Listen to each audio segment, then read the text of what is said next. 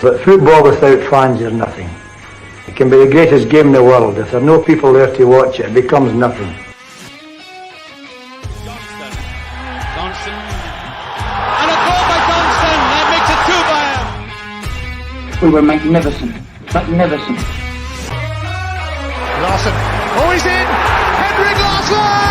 That is sensational. Nakamura. The game is over. The Rebels have won. He's done it! Jarman's put it in, and without a doubt, the European Cup is on its way. We'll never stop. We'll stop at half time, and we'll stop at the end of the game when we celebrate. Good evening.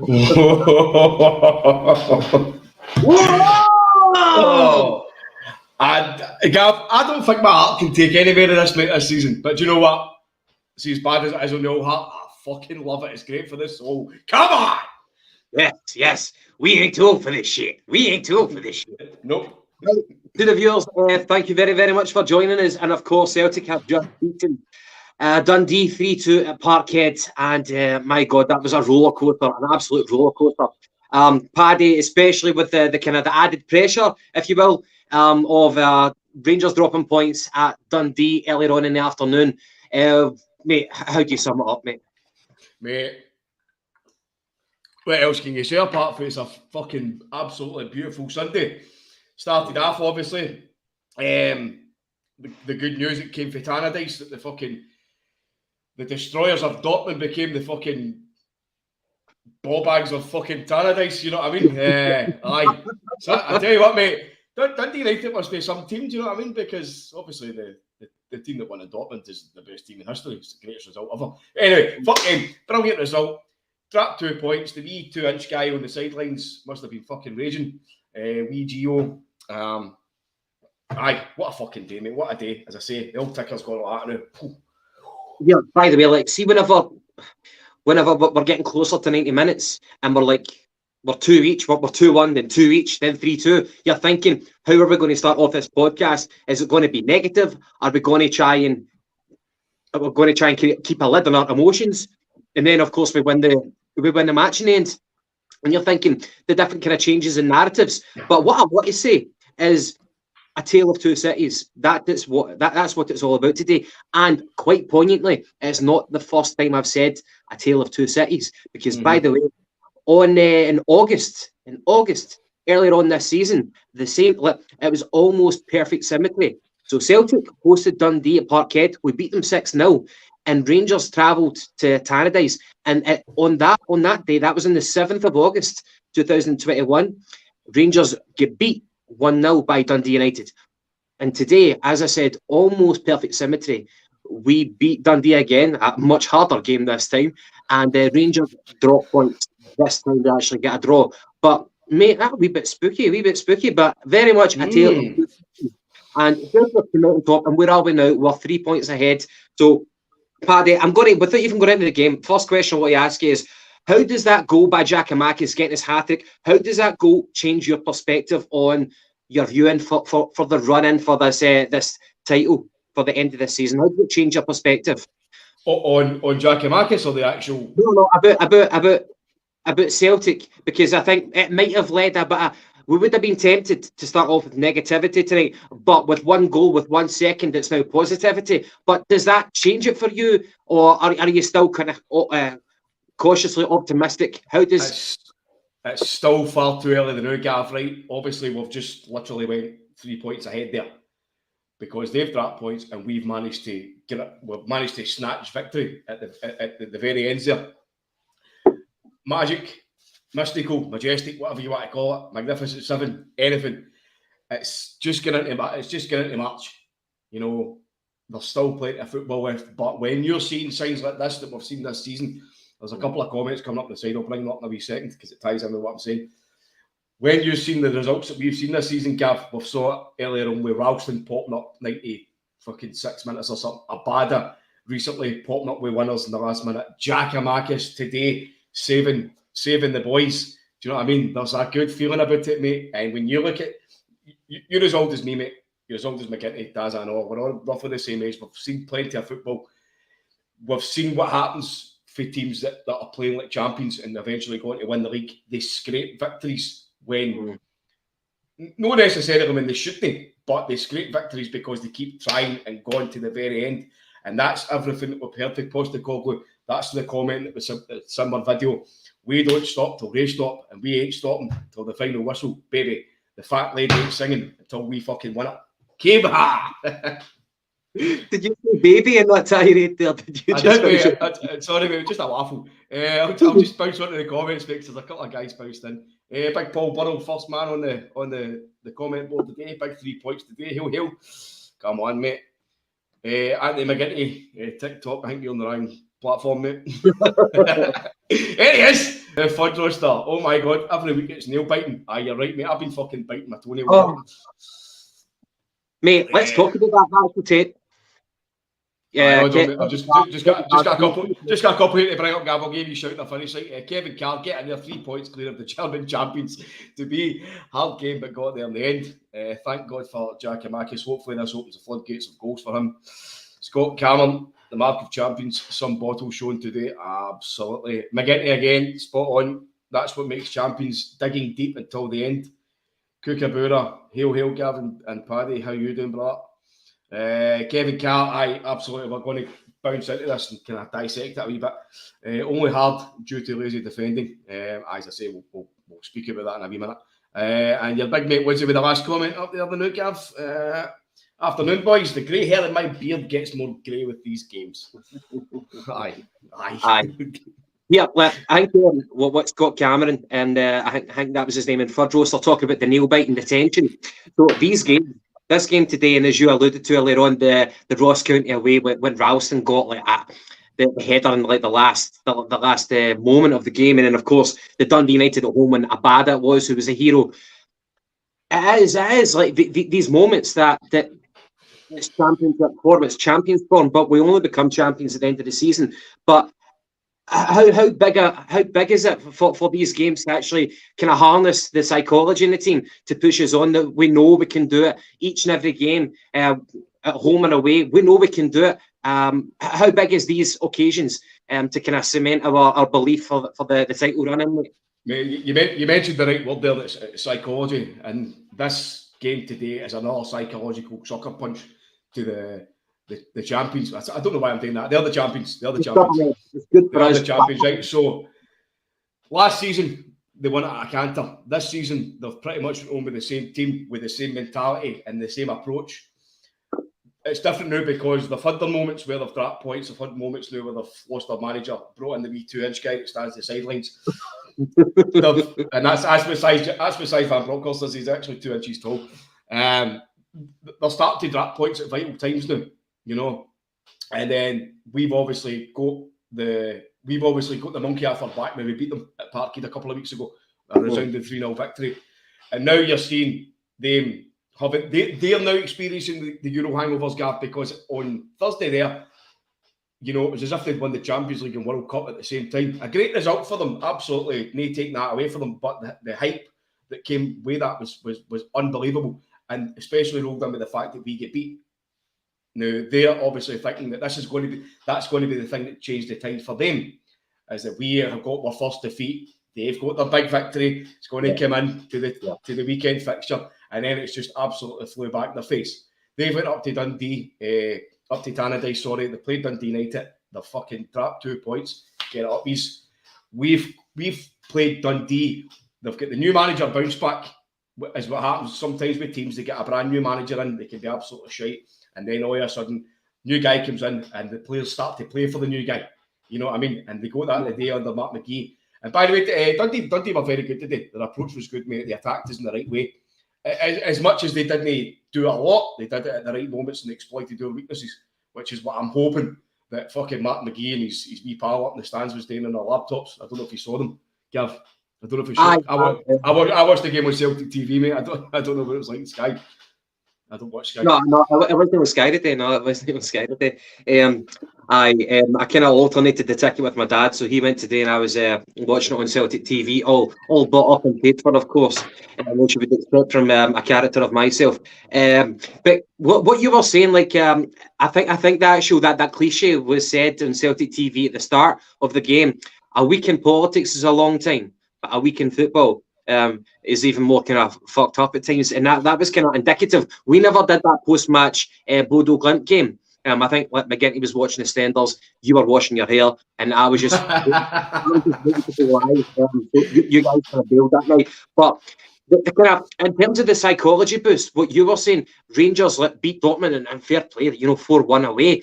We've never done that. And of course, you could say it was overblown. I thought it was justified. I've got no qualms with that. It was a brilliant result for them, and we get beat at home by Bodo Glimt. So at that point, I was thinking, oh, fuck, they're going to be on a high now. They've realised what they can do.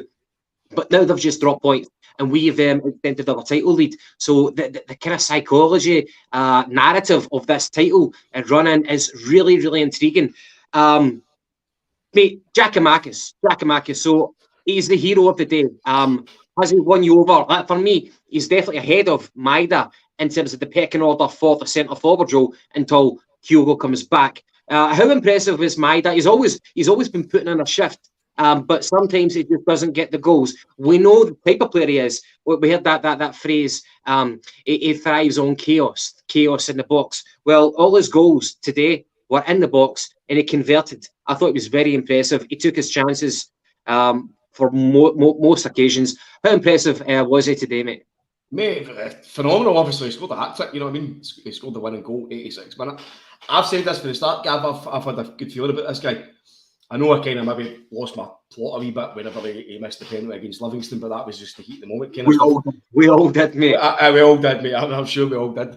But I've always championed him since he came in the door, because you look at his scoring record, mate. It's certainly no a kind of a small feat to be the leading scorer in the Eredivisie for the team that got relegated bottom. You know what I mean? There must have been something to the guy, regardless of what his scoring record was before that.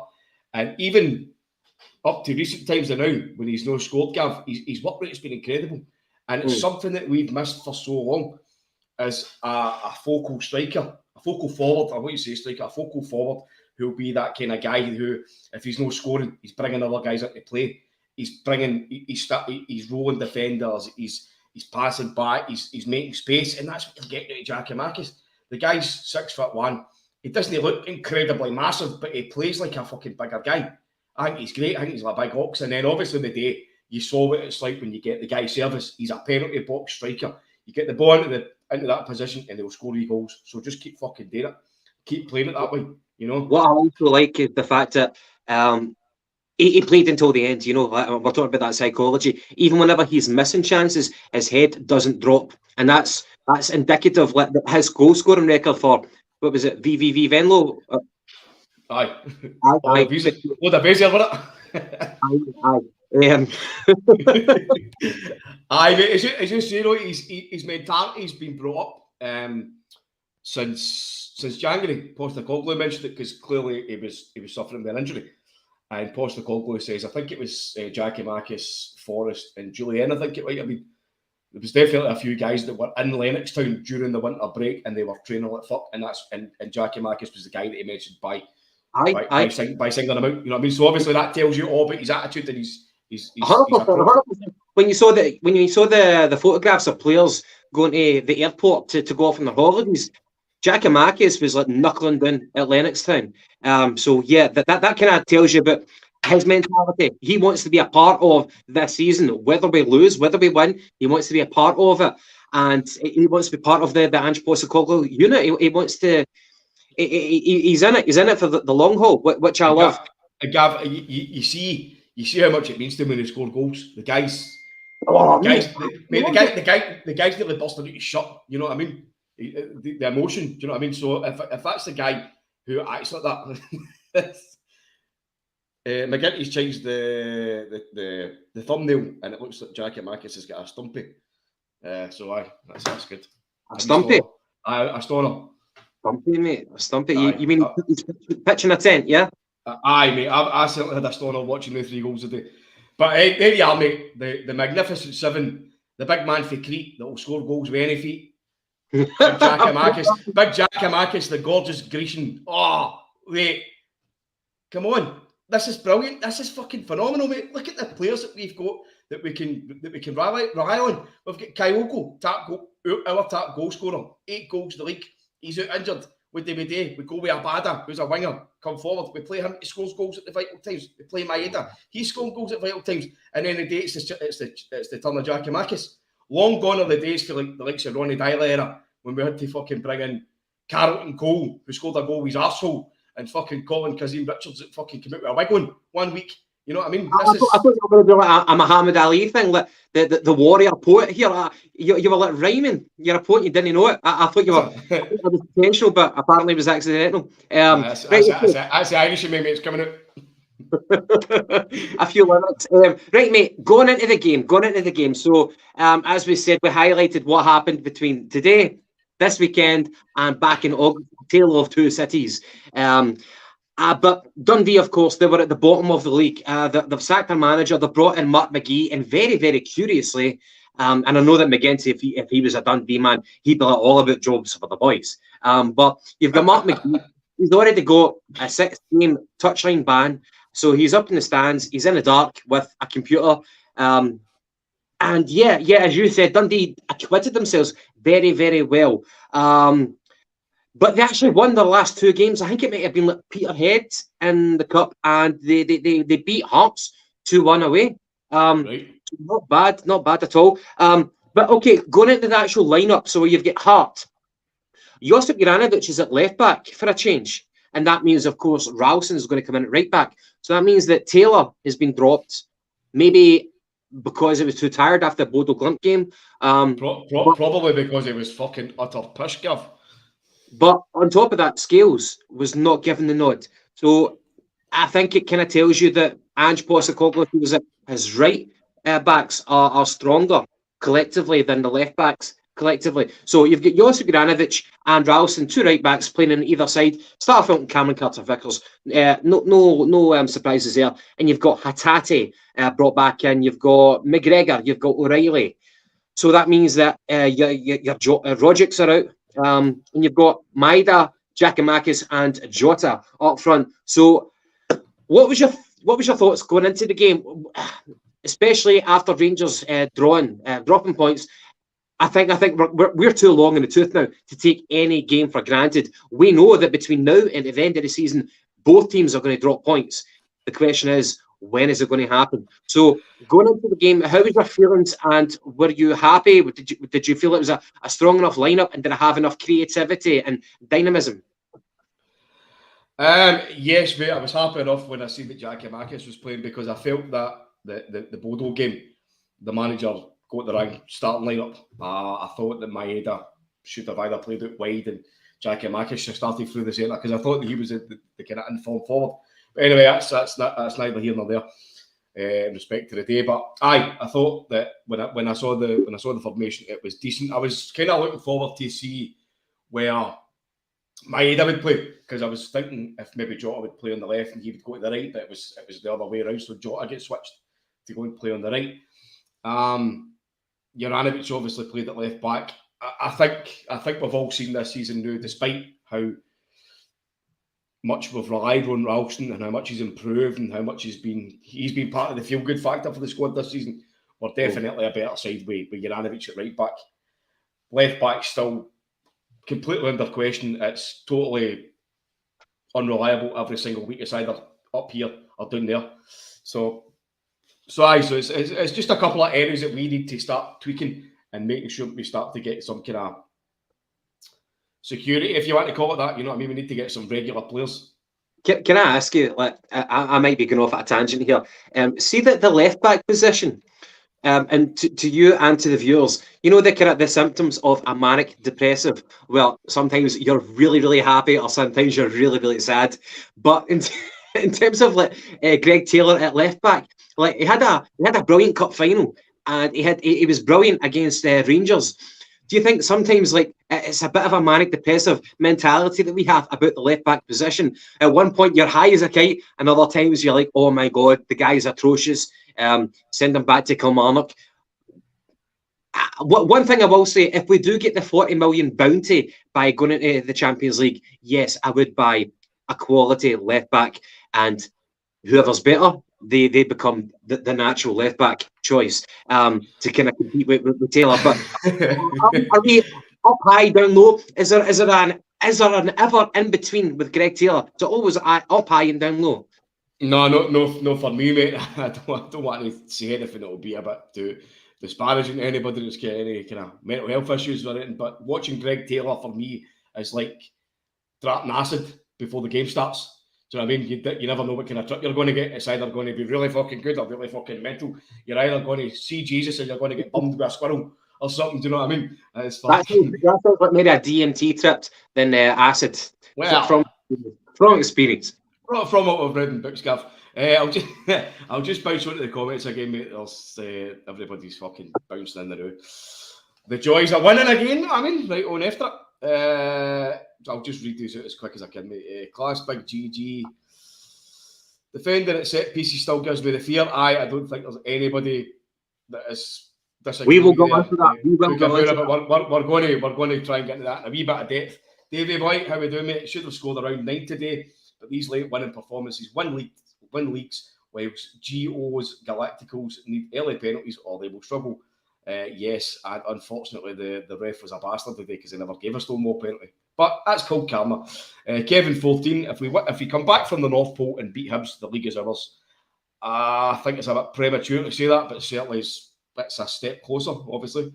McGinty, the defender of Giakoumakis, the guy that we all know had a lot of criticism of him, but he's always the first man to say, give credit when it's due.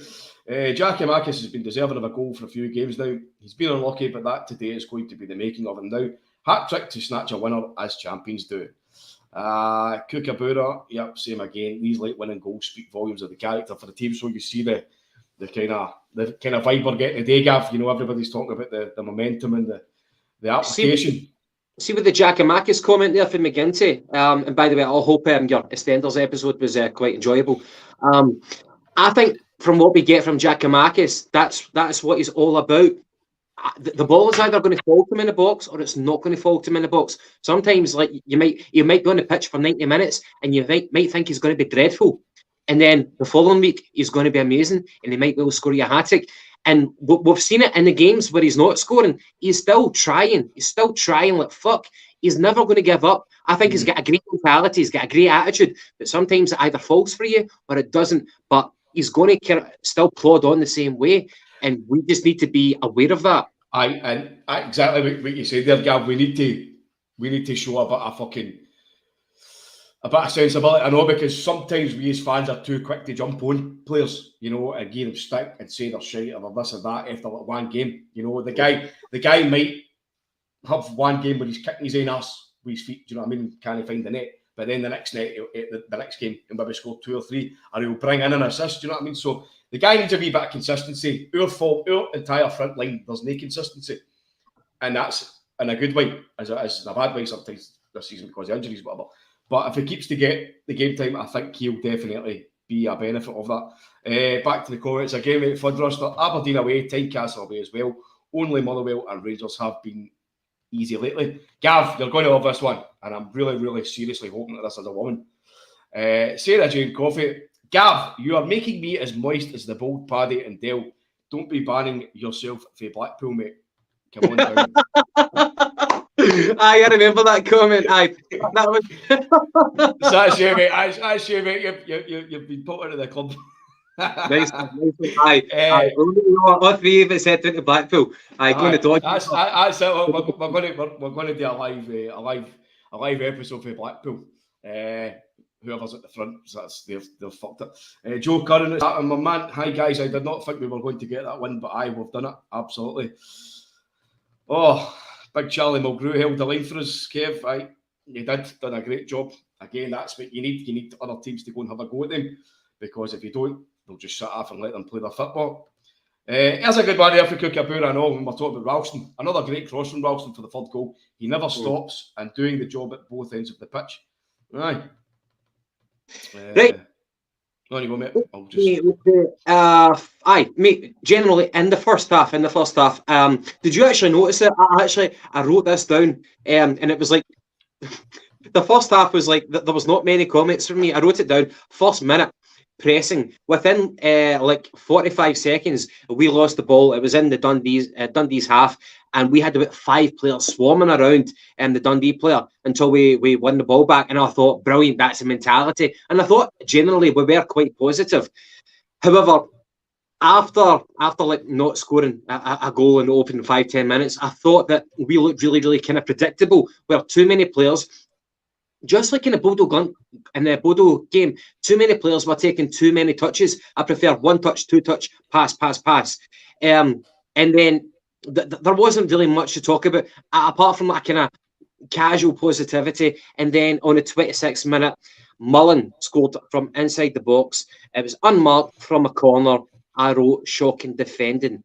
We go 1-0 down. It was not part of the script. After Rangers dropping points, what was your thoughts? Was your heart in your mouth, and did you think we've got plenty of time to recover? What was your thoughts, mate? Talk me through it.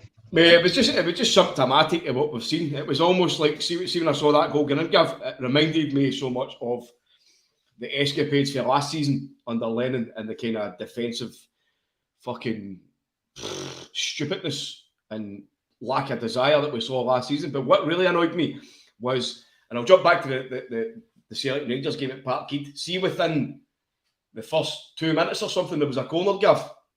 And this was obviously the Celtic Rangers game. There was a corner, and we did not have one person marking a post, and I was raging about it at the time. Fortunately, we went up the park a couple of minutes later, scored for a tatty. But it was the same again the day, mate. The ball comes in. I'm sure it was Maeda. Maeda was marking the right-hand post, and we didn't have anybody on the left-hand post. And see when, I think it was Danny Mullen, wasn't it? Danny Mullen, exit Mullen forward. He managed to put the ball in. But see if we'd had a person on the left-hand side of the post, there's a good chance he would have blocked that shot. So I don't know why the fuck there was a person marking the right and no marking the left. It's basic principles of football. You mark the 2 posts and you help the keeper out. I don't know what's going on here. For you, it's all or nothing. You don't mark 1 post, you mark both of them. No. You mark 2 posts. I'm just saying. Like I was incensed enough that there was nobody on the post a couple of weeks ago, and now the day I'm like, why the fuck have we got 1 man on the post? The only reason I'm thinking that is because of being able to take a man off the post and put an extra man into the defensive zone or whatever. But I don't get it because we've got a small team, Gav. We've got a team of small players. Get your waste cunts onto the post. That's what football was built on. Don't try and fuck about it. Don't try and change the tactics that has been working for years gone by. Get the wee guys on the post. Get the big guys on the big guys, and let some other wee daft go and mark a bit of grass. Do you know what I mean? Do you ever get worried about? By the way, the rain is battering off my window right now. It sounds like the Russians are attacking already. But do you ever get worried about the size of our fullbacks? Like, they just seem to be wee guys. I know what you're saying. Like, you look at Taylor, right? And I'm no singling out Taylor. I'm just mentioning Taylor because you mentioned size. That you look at Taylor. I don't want to sound like I'm having a go at Greg Taylor all the time because I'm no bully. You look at Greg Taylor and you look at Anthony Ralston, right? You look at the size difference. Ralston's a big unit. He's tall, aggressive. He's a defender. Greg Taylor looks like he should be selling popcorn or something. You know what I mean? I was at the cinema last night. I watched a movie called Dog. I shit you not, Dog. What? But anyway, carry on, mate. It was actually was this one of these fucking fancy fucking Art Nouveau cinemas or something? No. It was at Springfield Quay and the Odeon. Yeah, Channing Tatum and a fucking dog. It was actually all right, mate. It was better than what I expected. And the dog is up for like best supporting actor. Is that an actual dog, mate? Aye, mate, it's a dog. Aye. It was like ad-libbing at times. You know what I mean? It went off script. It was actually pretty good, aye. I'm a bit. The fullbacks, mate. I think I'll wait till that one comes out on the fire stick. I don't fancy playing for that one. Fullbacks definitely. There's a bit of a kind of height issue there, but you don't always need to be the tallest guy to be a fullback, as we know. Look at Andy Robertson, Yes. Roberto Carlos, whatever. But you still need to have a defensive physicality about you. You still need to be able to defend. Ralston, obviously, is a big lad that he can defend. Scales is a big lad that he can defend, and you see the difference when Scales comes on. I thought, see, whenever the ball because there was like a cluster of like their players, and we were man marking, and they all kind of ran into the near post. The ball went over to the far post, and at that point it fell to what was his name, Mullen, and Hatate was just standing there. It looked like Hatate didn't really know what he was doing. I'm not kind of scapegoating. I'm just kind of telling how I saw it for that point. But anyway, they got the goal because we are not that great at set pieces. However, that was on the 26th minute. However, on the 34th minute, stop saying the word however, sorry about that. On the 34th minute, Jackie Marcus, that goal, he equalises. And I think it was like a corner. Starfelt tried to header it. I don't know what he was doing, if he was trying to pass it or trying to score, but he just kind of messed it with his head. He fell down on the deck, and it kind of bounced to Jackie Marcus. And I thought he showed really good technique. He swivelled, he hit it on half volley, and he hit it back from the way that it came. You know what I mean? So the keeper was kind of wrong-footed. I thought that was great. Predatory instincts were one each at that point. What was your thoughts on that part, mate? I think you said it yourself there. Starfelt tried to rise up with a header, but I think he's overexerted himself, and he's basically tried to fling himself at the ball, and he's kind of fell into the ball. And luckily enough, Jackie Marcus has got that quick instinct to make a beautiful technique with a swivel. You know, he's literally got his back to the goal, and he's scored.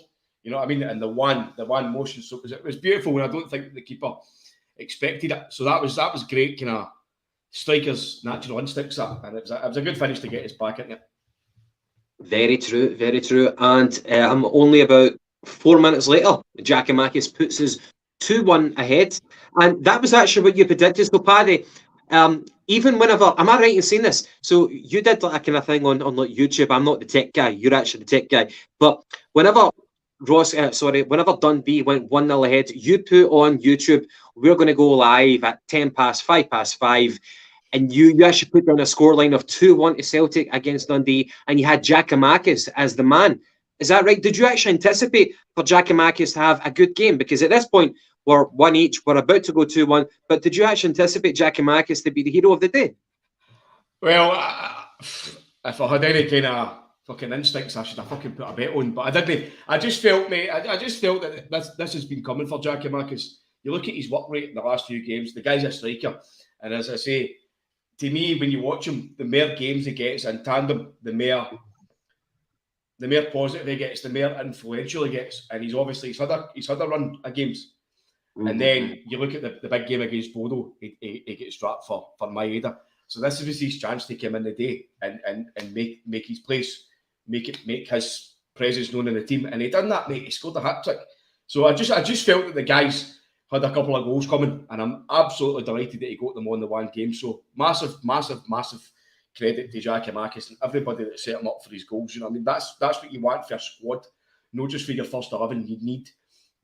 Football's a squad game now, Gav. As you know, you've got the amount of games and tournaments that you've got. So you need guys like Giakoumakis to have the right attitude. If he's not playing, then he needs to want to play, and he needs to want to make a chance when he comes in.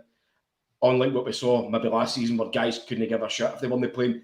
If they came in, they weren't trying. You know what I mean? It's great, and it's a great atmosphere at the club, mate, and the play.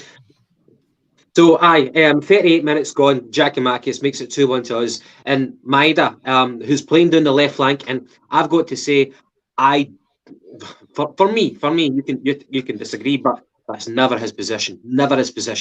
He's always going to be a centre forward, but I think in the pecking order, you've got Kyogo when he's fit, Giakoumakis, and then you've got Maeda.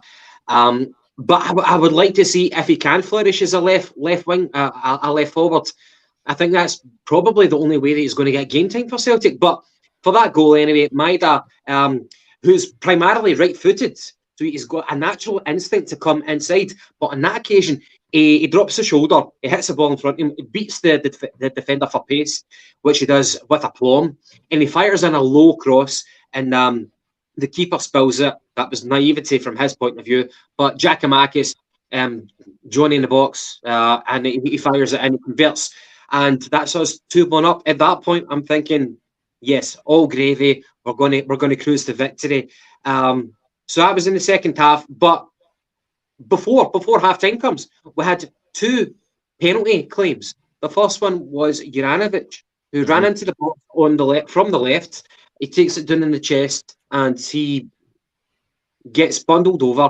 And the other one, Giakoumakis, another penalty decision, and he took a shot to the chops that you'd be proud of and stood back up again. Right, tell me about your 2 judgment calls on the 2 kind of penalty claims, and I'll tell you mine. I'll tell you if I agree or disagree.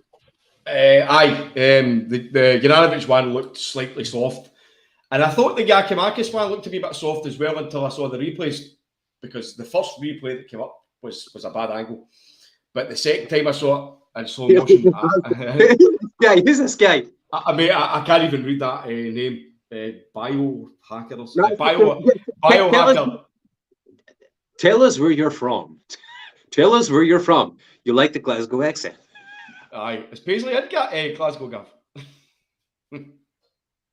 What? It's Paisley? Aye. Fuck up, man. Yes, we have lovely Glasgow accents, my good friend.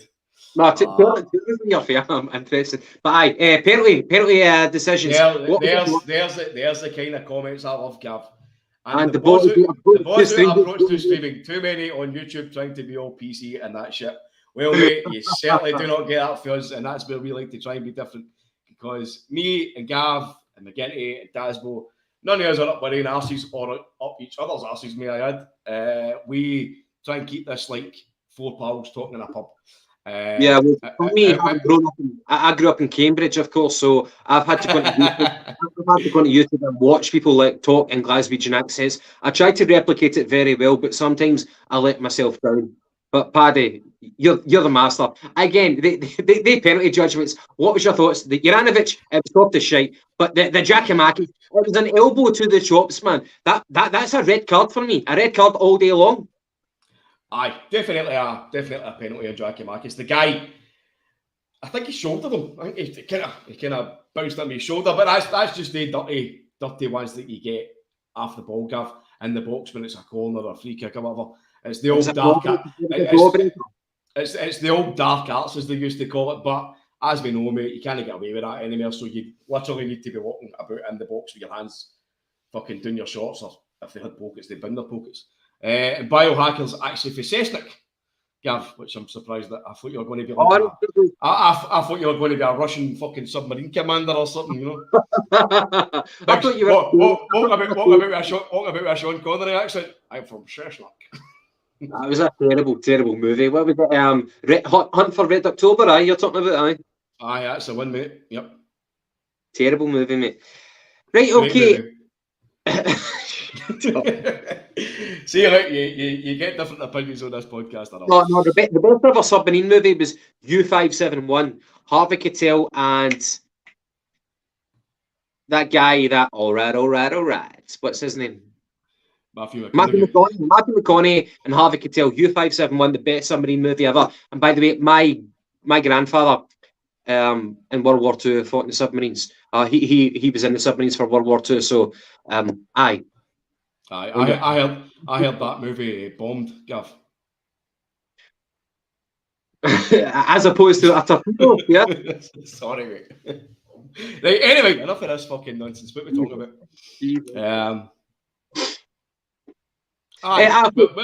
So it was a penalty against Giakoumakis, I thought. But do you know what? Fuck it. The referee never blinked an eye. He never blinked an eye. It was a jawbreaker, and of course, he missed it. He missed it because he get an elbow to the chops. In Maida, he had like a point blank header, and the keeper saved it. But at that point, we go into half time, 2-1 up. So, what was your thoughts going into half time? What were you expecting from Celtic? and what were you expecting from the opponents? 2-1, I was quietly confident. I was expecting Celtic to come out and try and push their dominance on the game. Obviously, try and go out and score another couple of goals and whatnot. And I think the weather was getting worse because today has been a horrible windy Glaswegian day with a storm, Russia. It's been shite for last week, mate. It's been pissing of rain. Most of the grass round about the area of Celtic Park, it's kind of boggy, kind of watery, shitey, if you want to call it that. But it's like I've been out working in the weather the last few days and all, and it's hard to get yourself going. And I'm not running about playing football, so I can just imagine what it's like for these boys. But listen, they've got to go home and pull their socks up. You know what I mean? So they eventually did that today. So I'm not going to. I don't think we can put too much on the weather, but it's going to be a certain factor in it, I would think. Okay, so going into the second half, I thought that we're still kind of maintaining that positivity, still trying to kind of probe. We've got chill pill here. Sometimes we need a chill pill for this title running. Just in from the game, absolutely frozen. Thought we were a bit flat today, but what a massive 3 points. I thought that we were flat after, in the first half. They scored in the 26th minute, but I think in the lead up to that, we were flat up until we scored with the Giacomakis goal in the 34th minute. And I thought at that point we kind of upped the tempo, and we remembered that we have to kind of keep past it, keep moving. But at times we kind of it's difficult to maintain that tempo. Sometimes we kept up there, and other times we went down, just like a Proz's knickers, as you would say, Paddy. There's somebody else gives a wee shout here, Gav. I'll just call you Dermot Celtic and until I read this comment out, right? So Dermot Celtic, love this. I showed some Aussie mates Paddy saying Rabito. They loved it. They have never heard it pronounced correctly. Wow. And I don't actually know why I said it the last time. I don't know if I said rabbit toe or Rabito or something. You need to put on your Aussie accent. Pretend that you're Steve Irwin and put on your Aussie accent and say Rabito or go. Crikey, that Stingray's got a big Rabito. That's good. Sorry, excuse the pun, but I'm sorry if I murdered that. That's good. I love that. Oh my God, man. There's Richard Veloz, Gav. We're spanning far and wide, mate. Richard Veloz, sunny here in America. Well, Richard, it's absolutely pissing a rain in Glasgow. America's a big place, mate. Tell us where you're from. Are you from Philadelphia? Because Philadelphia would be more fitting for that sentence there. But thank you very much for tuning in. There's my mate. You need to tell me if I actually pronounced that right. If it was a Rabito, but he says Blarry Berry. Blarry Berry. By the way, do you not think fucking Joe Hart looks like Crocodile Dundee? Paul Hogan. By the way, if I was to imagine that on him. No, you look at his face, by the way. If anybody's sitting watching the right, listen to me talk pish. Look at a photo of fucking Joe Hart and put it up beside a photo of Paul Hogan, Crocodile Dundee. The two of them are the same person, apart from one's got a fucking hat on and one's got a body patch. Hogan had quite like a tanned kind of leather face almost. I'm sure fucking, I don't know. What's that? Aye. Oh. I'm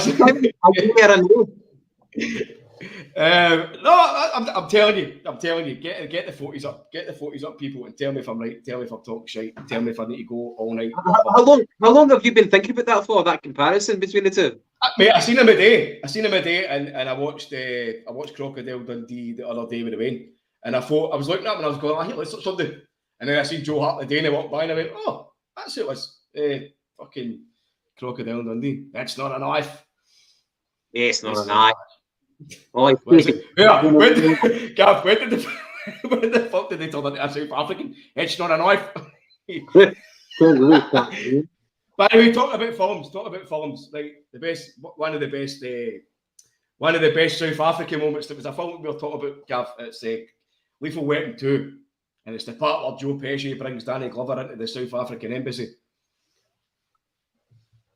And he sits down and he goes, are you sure you want to... He's like, are you sure you want to move to South Africa? And he's like, yes. And he's like, why? He's like, but sir, you're black. It's brilliant. One of the best scenes ever. A black American wanting to move to the apartment. Yeah, there you are. There you are. Thanks very much, Ewan. Boy, I'm glad somebody's fucking put me on the right track here. You're talking shit, mate. Exactly. Tell me to shut up. Right. Okay. Second half. One of the one of the features that I realised was there was a large number of crosses that were going into the box, and I don't think that we would have done that. That's it. That's the one, mate. Sorry, mate. Sorry, I just busted laughing over that one. That's a good quote for the film. Right, mate. Second half. Did you notice the number of crosses that were going into our box and aiming for a header, not for a wee kind of knock-in? But do you think that's indicative of having Giakoumakis up front? And if you were to agree with that, does that mean our kind of plan B? Because for me, plan A is just playing it into feet. Do you think with Giakoumakis we're doing a lot more crosses, and that could be interpreted as plan B? Or am I talking pitch? No, I think it can be. I don't know. I would say maybe Ange has got a different way of addressing plan A and plan B. The way that we were kind of brought up to play football was that plan A was you tried to play with the ball on the deck, and if it didn't work, then you put the ball long boss. That was your plan B. You kick up to the big guy. So maybe that's something he doesn't like to hear. For some people, that was plan A. Kick up to the. Aye. By the way. Talking about some people, just before I forget these guys, Gav, we're far and wide again, mate. So there's Richard Velos. He's from Charlestown, South Carolina. I'm not sure whereabouts that is, but I know it's in America. Because he told us. You've got South Carolina, North Carolina. Aye. South Carolina is brand new, man. We've got Sean McAteer. It's 2 a.m. in Hong Kong, and I'm away to bed a happy man. Well, Sean, thank you very much, mate. I appreciate you sitting, watching us in Hong Kong. Hong Kong, aye, an interesting place, aye. Don't go out protesting, mate. That's bad. That's bad over there. You'll get a slap on the wrist. There's Dale piping. Paddy, it's no Friday. Stop talking shit and keep your part for the weekend. Right, by the way, he's right. I forgot. By the way, anybody's watching Celtic Supporters Podcast on YouTube. Me, Dale, Hoggy, Joddy comes on sometimes. I know. We sit and we talk absolute pish on a Friday night. We have a drink. And they had Irish Mick for that Friday there. Aye. Did he? Was he on? I believe you've seen it because of that, was he? He was eating pizza. I don't know what his toppings were. Couple of bits of pepperoni or something, Gavin. Could have been pineapple, man. You can't trust these people. If it's pineapple, fucking don't shoot him back. Nah, I'm only kidding, mate. Aye, so Friday night, if he's no busy, get yourself on YouTube, Celtic Supporters Podcast, sit and have a beer with the boys talking shite. Mark Devlin, listening an hour behind. Paddy, Ralston's far more dangerous than Juranovic. Set up the winner tonight. Assist for Aberdeen winner. Goal against County, 9 points. Euros, 1 assist. I get that, but what I'm saying is, and this is maybe... Remember Juranovic put in that brilliant cross against Bodo Glimt for Maida a couple of nights ago. Listen, we all know, right? We've all dissected Ralston this season. We've slaughtered him. We've championed him. We've seen what he's done and where he's progressed this season, right? But when you look at when Juranovic finally got a run of games at right back, you could tell that the quality of player was totally different. And for me, everything seemed to ooze a bit more class running about, whereas Ralston just gives you raw energy and just drives forward. You know what I mean? I think, to Mark, I think we can just be grateful that the right back of Juranovic and Ralston, they're very, very good. They push each other. Whereas on the left back, I think today's lineup tells you about Ange's estimation of how good our left back position is. Taylor might have been pulled out for fitness issues and might have been that, but the fact that Scales never actually started and Scales is the backup, it tells you that right back is far more stronger for us than left back is. And that gave Ange the confidence to split them up and play them in the opposite ends of the pitch. That's my kind of thoughts on the matter. I'm just, sorry, I'm not changing the subject there, Gav. I totally agree with you. It's certainly a good predicament for Ange and the supporters. That we've got two guys that's actually been able to compete for the same position. But we're getting a few guys posting for where these are. So for everybody, give us a wee comment and tell us where you are all posting for. There's another one. Kane, Brett, Celtic, City Centre South. Now, I'm hoping to God that you're for like South Central or something in America and not just the City Centre of Glasgow. Oh, aye, like Shawlands, like just a wee bit. Aye, like Cowcans or something. Sitting in the bus stop, mate, waiting to get home, soaking. Sitting munching my bird. Paddy, Yeah, there's another one. There's the first one in. Terry Robb, Antrim, brother. Don't say one, mate. What's that one they wrote a book about? I probably shouldn't even bring this up right now. It was no. I'm going to leave it. Definitely going to leave it. There's big. Yeah, I've got to stick with my final thought, and I'm just going to not go there. Okay, Giakoumakis, Basingstoke, yes. I'll just get a few of these guys up now, Gav, because they've been so nice to comment. Jock Griffin, probably why he's called Jock. Basingstoke, they're in England. Red Scotland, Gorbals, which I'm surprised I genuinely had you doing this wee Gorbachev looking guy posting for Russia. Jamie Young. Shawlands is further back, isn't it? Further back. Jamie Young, the People's Republic of View Park. Dermot Rabito, Penrith, New South Wales, Oz. There's Dell, he's for Bellsill. I'm not kidding. He's for Wisher. It's Pishna Rain up Wisher. Fud Roaster's a Kirkcaldy, man. Kirkcaldy. Hello there, brother, how are you? Jim Dolan for Coatbridge, how are we doing, mate? Coatbridge, mate, Coatbridge. Aye, okay, so back to the game, Paddy, aye? Yes, mate, sorry. Yes, let's go. Okay, where do we get to anyway? Okay, so a number. I was feeling that there was a number of crosses going into the box for Giakoumakis and Maida, and they were well intentioned. We just weren't converting them. But on the 60th minute, another set play, and it was Ross County who equalised. It was Sweeney of Irish ancestry, and between Cameron Carter-Vickers. Not that that's a sin, okay, but in between Cameron Carter-Vickers and Starfelt, it was a very, very good delivery. But why the fuck are we conceding from set pieces? That was a good goal from their point of view, but it was that easy, man. Aye, I don't know I don't know if I can single anybody out. It was just a collective where we didn't attack the ball as aggressively. To me, I don't think Starfelt's is really dominant as needs to be for a centre back. He's decent on the ball, but I'm not going to slate him or anything like that. But I don't think that's one of his greatest attributes.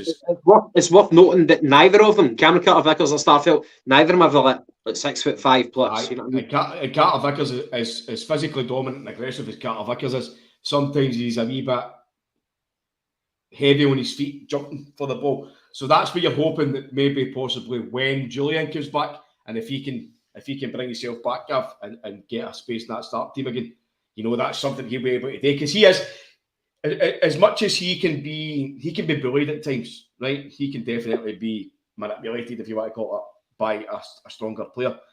Julian is dominant aerially in his defence and in the opposition's defence. Not all the time, but most of the time. That's a fair comment. Like, what do you prefer? Do you prefer Cameron Carter-Vickers, who is very, very strong on the ground, but aerially is maybe not that great of a jumper? Whereas that makes me think of that Wesley Snipes in Woody Harrelson movie, the basketball game, White Men Can't Jump. However, Julian is very, very good at jumping, and he's an asset in both boxes. So what do you prefer? For me, better the devil you know right now, and the devil that I know is Cameron Carter-Vickers. I would stick with him. Vickers is he's starting every game. He's a bull, mate. He's a fridge. There's nothing getting by him. There's nothing getting through him. In fact, we Greg Taylor was doing one of the kind of question answer things during Celtic TV at half time. Who's the strongest player? Who was the strongest player? And he straight away, Vickers, he says every day of the week, Big Carter-Vickers, he says the guy's fucking strong as fuck. But I think he still need. I think you need a wee mixture of that. And I think where Julian used to falter was that he had Christopher Ryan beside him most of the time. And Ayer wasn't this kind of robust defender. He was usually the one that was going out wider and trying to go and attack men and that. And Hold on. Okay, him up against the Dike. What's his name? Dike. The QPR. Dike. Sorry. Okay, the duel between him and him. Okay, for me, Ayer is nowhere near in that picture. It's one up against the other. It's a duel. You can't blame it on anybody else in the park. Yeah, they're winning. No. That's what I said when Julian can get bullied by a player, which is. I just thought you were higher end as no. What I'm saying is Julian at times was your best defender, right? But see, when you've got Julian, who isn't at times the most physically dominant defender, and you had him beside Ayer, who was merely a ball playing defender. I think Julian would thrive when he's playing beside Vickers, because Vickers can go and do all the dirty things, and that'll allow Julian to be the ball playing defender, which he's more good at. You know what I mean? Rather than rely on Julian to go and be that guy who goes and smashes people, because that's not going to be him. I'm open to that prospect. I'm a fan of Starfelt, but I've got to admit, Starfelt is very, very unorthodox, and he's not. You can't say that. Oh, Starfelt might be one thing, but the one thing is he's consistent. He is not consistent. I will hold my hands up to that regard. I'm a fan of him, but Julian actually could be able to replace Starfelt, and you've got Julian, the ball playing centre back, and Starfelt the destroyer, because that's how for me that's how centre back partnerships go. I know that me and you had that kind of debate with McGinty a while back. Like, if you talk about like Man U, you had Pallister and Bruce. One of them was a ball playing centre back, the other one was a destroyer. Then you had like Vidic and Ferdinand. Ferdinand and Vidic. That's one of your biggest kind of. I mean, that's always the way I grew up with football. Is that you had two defenders. You never had two defenders that were the same. You had one defender that was able to. They were all physically strong, obviously, but you had one defender that was able to take the ball and pass the ball on, and you had the other guy that was the big ugly fucking centre back that used to go and stick his face into fucking boots and do this and do that. And you look at how that was always. It was always fruitful for us, because when you had like some Bobo Balder, Bobo's one of my favourite other defenders, and I know at times he was fucking shite, right? But you listen to comments for forwards who came up against Big Bobo, and they says that before they had even stepped out onto the pitch, Big Bobo had won the battle, because they were so shit scared of him, and they're like, I'm not going up for a fucking tackle with him, or I'm not going up to try and get a ball with him. So what they would then do is, instead of trying to cross the ball in, they would try and play it into the middle of the park, and we've already got that middle of the park all soaked up. So right away, your tactics were built on a kind of a psychological kind of thing. Intimidation. It sounds like Mike Tyson already, man. You know what I mean? But then you look at teams like Dunfermline in the cup. I think it was two years ago. The forward bullied Julian. Lyndon Dykes, the forward, bullied Julian. So see the weird teams that we've got to come up and go and play a hard game against, Gav. All they need to do is put a guy on Julian and say, right, just go and ruffle him up, because he's a big tadger. He's a big fucking... A big softy. You put one elbow into him and he's rolling about, even though he's their best defender. Do you know what I mean? So if there's a bit of balance between that, and you've got a guy there to back him up. That's why I've never ever been won over by Julian. I hold my hands up. I've never been won over by him, and that's what I'm talking about. The better the devil that you know. I know what Starfelt is good at. I know what he's bad at. Maybe Julian is better than him, but we keep CCV doing what he's doing, because he's solid. He's like a no nonsense defender. But maybe Julian and him can dovetail very, very well, and if they can, brilliant. Right, just to bounce back into the comments, Gav, because there's a few more coming in. Right, we have to try this one. Billy Subs Grant. I believe I'm going to try my best to pronounce this one right, but I think it comes with the throat. I think it's Claneri or something. Claneri. Big Martin Johnson, hail. Coventry Emerald CSC. You doing, mate? There's the. I'm hoping to God you're a woman. The lovely Sarah Jane Coffey. Republican Blackpool. Yeah. That's a girl from Blackpool. Hope you're doing well. I hope you've got a towel down somewhere.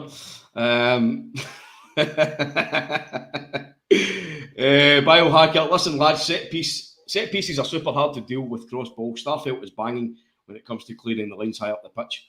Aye, and that's that. Listen, everybody knows how to exploit Celtic, and that's they go and put long balls into the corner. But that's because Gav, and that's something that I've battered on to use about it for ages. It's something that I've bleated on about for years. You look at the centre backs that's coming through now. Every single centre back wants to be able to pass the ball first and defend second. See for that comment, I think he's actually quite spot on. Starfelt is very, very good at attacking the ball, but see when he's on the back foot, I think he's different. It's like he's like a version of David Turnbull. David Turnbull looks quality. See when we're up against a team who sits back and doesn't attack us in the midfield. See when David Turnbull's got plenty of time on the ball to just go and play his game. He looks good. He likes to get passes. He likes to go and play the Hollywood pass. He'll take digs at goal. But then when he's got to go and do dirty stuff, he's got to track back and he's got to be that midfielder that drives forward and tries to bring on the team. He doesn't do it. It's the same as Starfelt.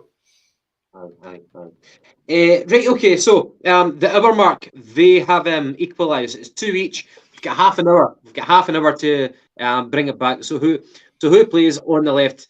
Cameron Carter-Vickers or Julian? Nobody answers this. Right, okay, I'm a fan of both. Cameron Carter-Vickers, for me, it takes the kind of the award as the best centre back because he's been very, very consistent. Like in comparison to Virgil van Dijk, he doesn't have the height, he doesn't have the technical ability, he doesn't have the speed, but what he does have is still very, very complimentary. He's got great anticipation, he's got great strength, and he's never let us down. But Cameron Carter-Vickers, as I said, he's been very, very consistent. But Starfelt has been the one who, he may even have the potential of being a better player than him, but Starfelt, for me, hasn't really shown it because he's not been enough consistent. He's not been consistent enough. So if we were to bring back Julian, and it's quite telling that in these games, that Julian is not going to get a shout in for a substitute appearance because these games that they're winning are like one goal margins. Julian is not going to get a shout for a sub, but maybe if he manages to convince Postecoglou, then maybe he's got something more to give than Starfelt, and they can dovetail better than Starfelt and Cameron Carter-Vickers.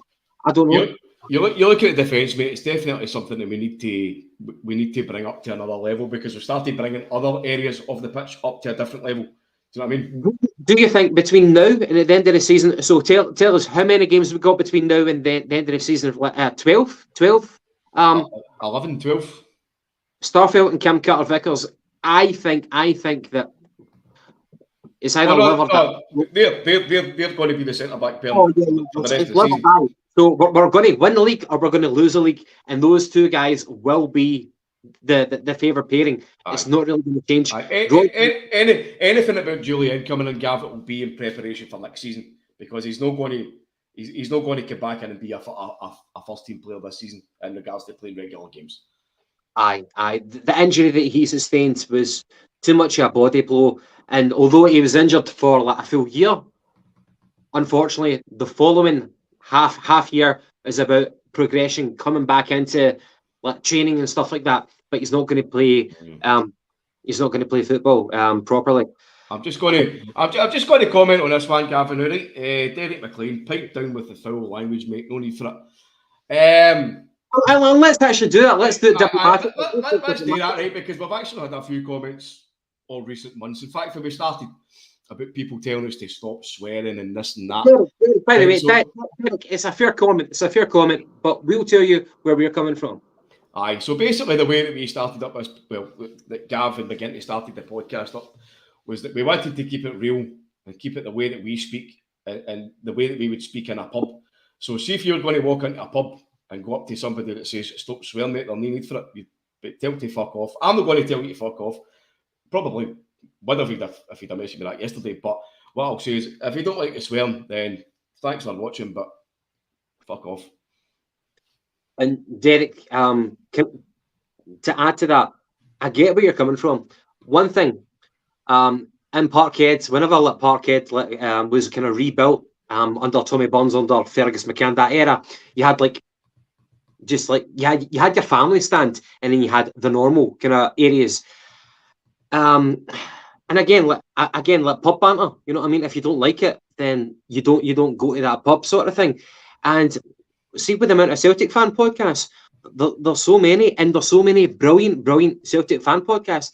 I listen to them all. I listen to, like, if you want to call it our competitors. I don't really see it as being our competitors, but I genuinely like subscribing and liking all their videos, from Axom to Hail 67 to Del Boys Celtic Supporters Podcast. I listen to them all, and they're all different content, different tones. But I'm glad that you came on to ours and you listen to ours. If you don't like it, that's fair enough. I will not take offence, and I won't take offence if you don't like the tone that we use. But what we do is what we do. If you don't like it, then you can watch other people's content, and you've got plenty of other good content out there.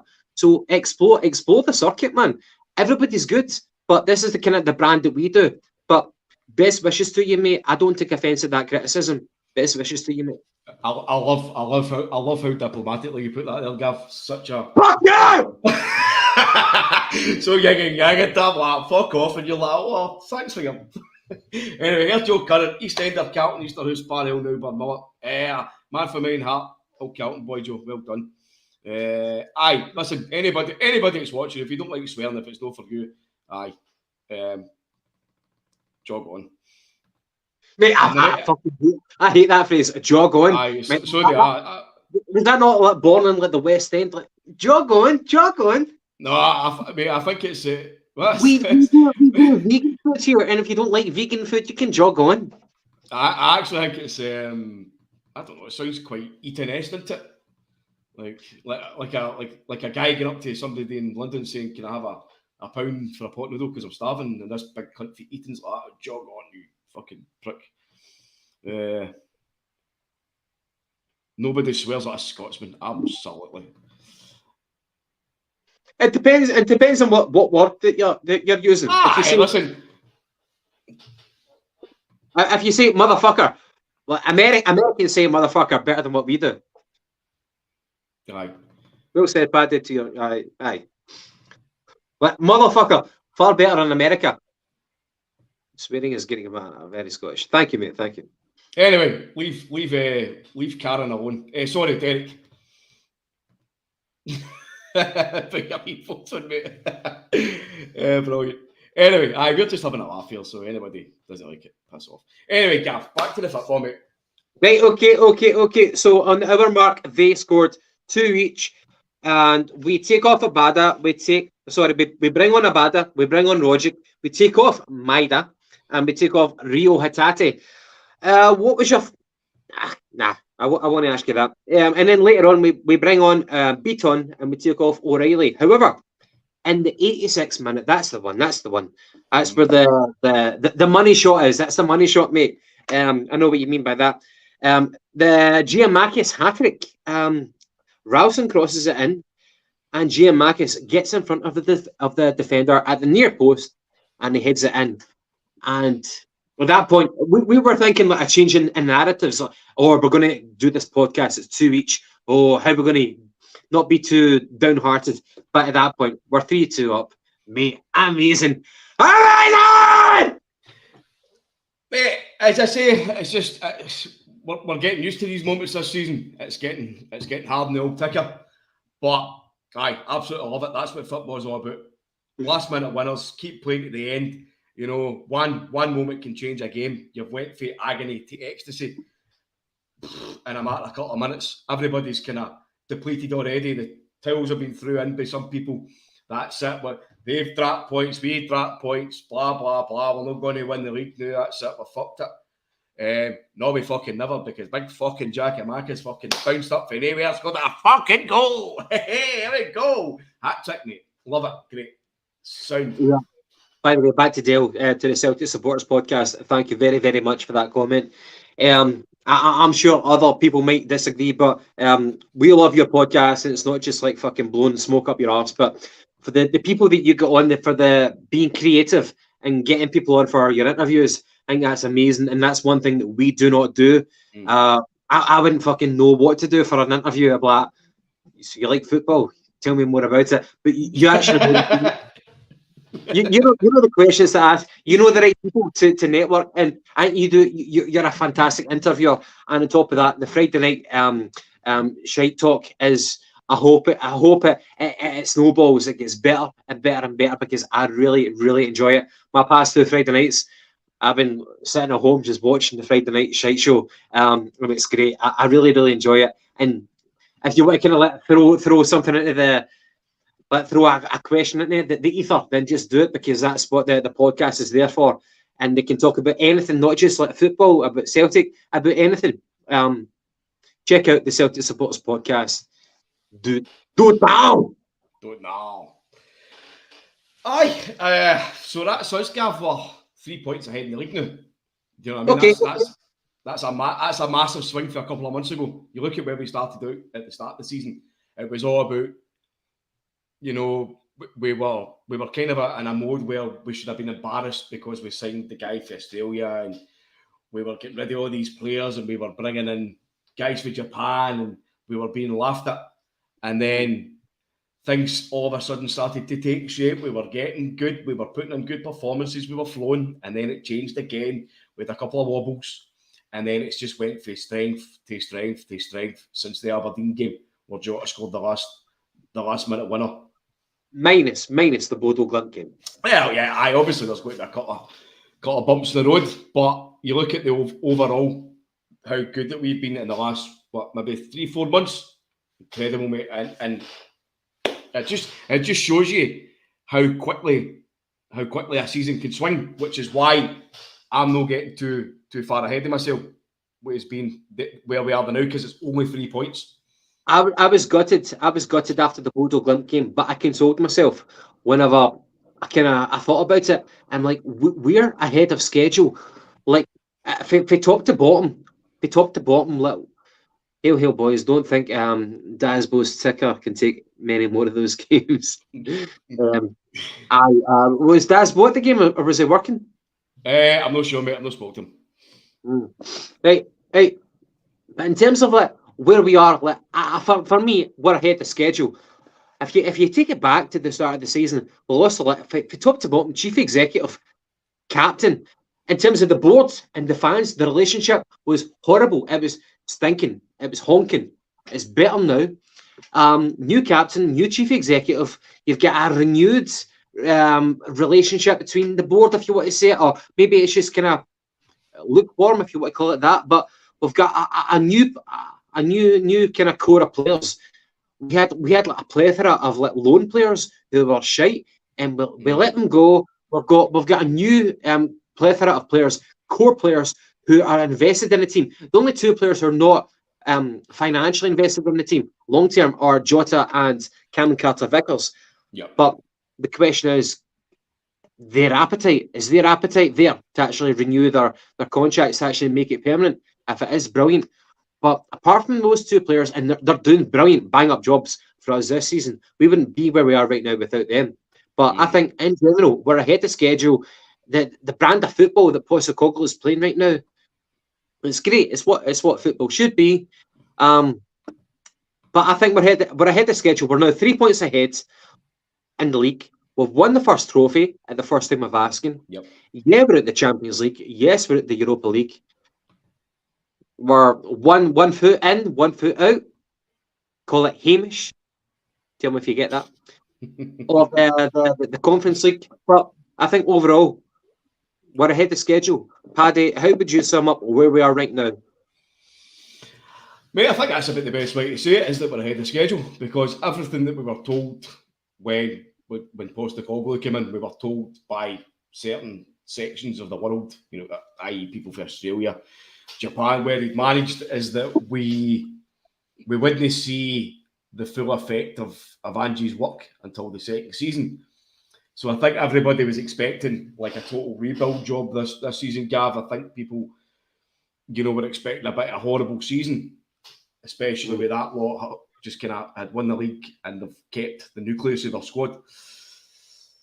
So for us to have won the first cup of the season, we've finally got the victory over that rotten mob. You know, we're 3 points ahead and it's the 20th of February. You know, that's a great position for us to be in. Obviously, any time that we're top of the league is a great position, but you think of where we came from, and you look at the squad for our first game, my first competitive game, which was the qualifier game, and we had guys like Dane Murray on the bench, you know, and then we had to play them in the second game. Dane Murray was starting. Now we're sitting top of the league with a trophy in the cabinet already.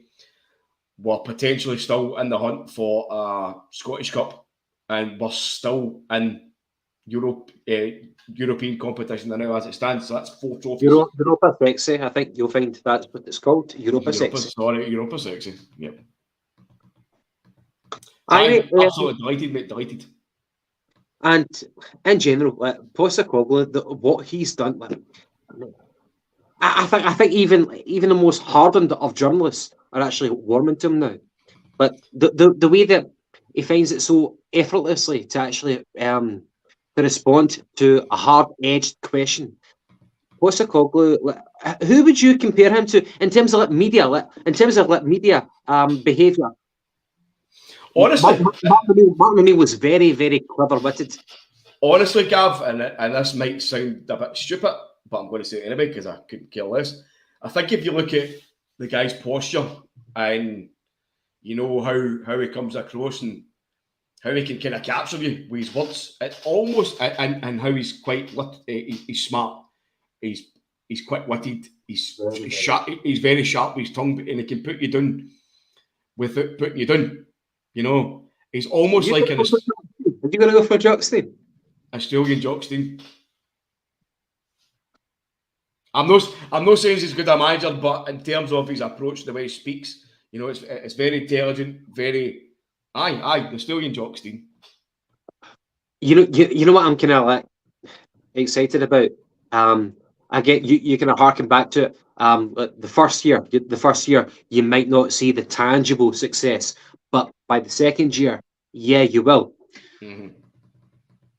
Mate, that's what I'm excited about next year, and I think whatever we get for this year, I'm not going to say if we win the league it's a bonus, because we're all emotionally invested in winning the league this year, and keep that up because I'll read it out. But this year we're emotionally invested in winning the league, not on top of just the emotional investment, but financially invested in it.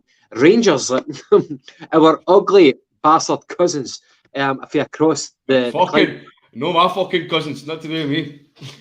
I take it the Balmy element, but that was a slip of the tongue.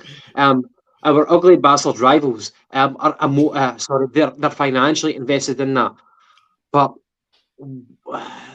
it's a double-edged sword. If we win the league, it's going to fill us up so high, and it's going to keep Rangers down very, very below. But from Frank Brennan, up until today, I've called Georgios Giakoumakis the goal scorer who doesn't score goals, and today he finally proved me wrong, completely wrong, which I'm delighted about. And so let's have plenty more Georgios Giakoumakis because we need them. Mate, the one thing I said earlier on in the podcast for this episode was sometimes if you're at Parkhead for like a full 90 minutes and Giakoumakis is on for the full 90 minutes, sometimes it might not go his way. He might not score a goal. He might look as if he can't fucking score at all. But the following week, he might look like Batistuta, and he might score a hat-trick. I think it's going to be hot and cold with Giakoumakis in terms of for his style of play, but he'll always give you the effort.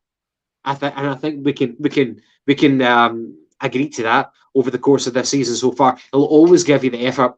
The question is the ball going to fall for him? Yes or no? If it does, he's going to score you 1 goal, 2 goals, 3 goals. And that's why, if you keep playing him, then he could potentially be our highest goal scorer for the end of the year. Maybe not this year, but maybe the following year. However, you've got Kyogo to come into the mix. And the question is, how fucking long is Kyogo out for? And does he have a big part to prove in the run-in for the end of the season? Would you like Paddy? I think I'm going to need to bring this comment up again. If some people are offended by swearing, then this will fucking throw them over.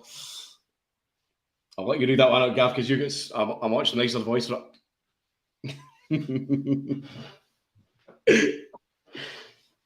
Say it in your best. Gavin, please. Say it in your best Marks and Spencer's voice. Okay, I'm laughing. Right, we'll get a bash. We'll get a bash in, right? My clunge is pure ringing, boys. Can't wait for your Blackpool tour. And just to repeat, her clunge is pure ringing, boys. So, aye, towels at ready. Towels at the ready. Aye, I'll bring the canoe.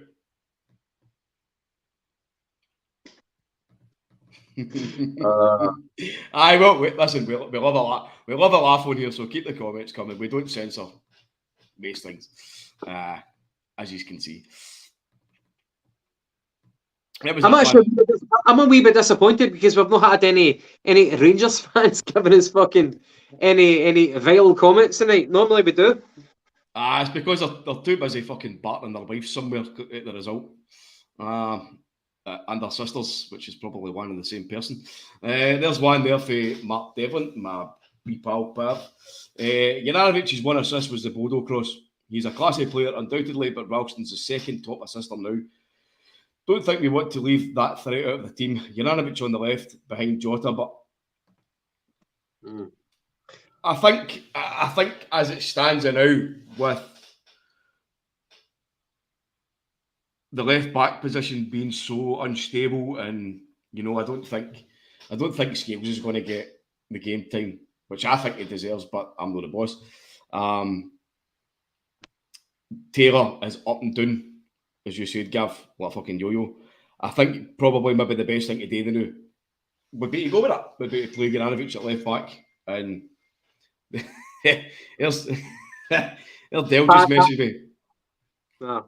Dale just messaged me. Blackpool Clunge Tour 2022.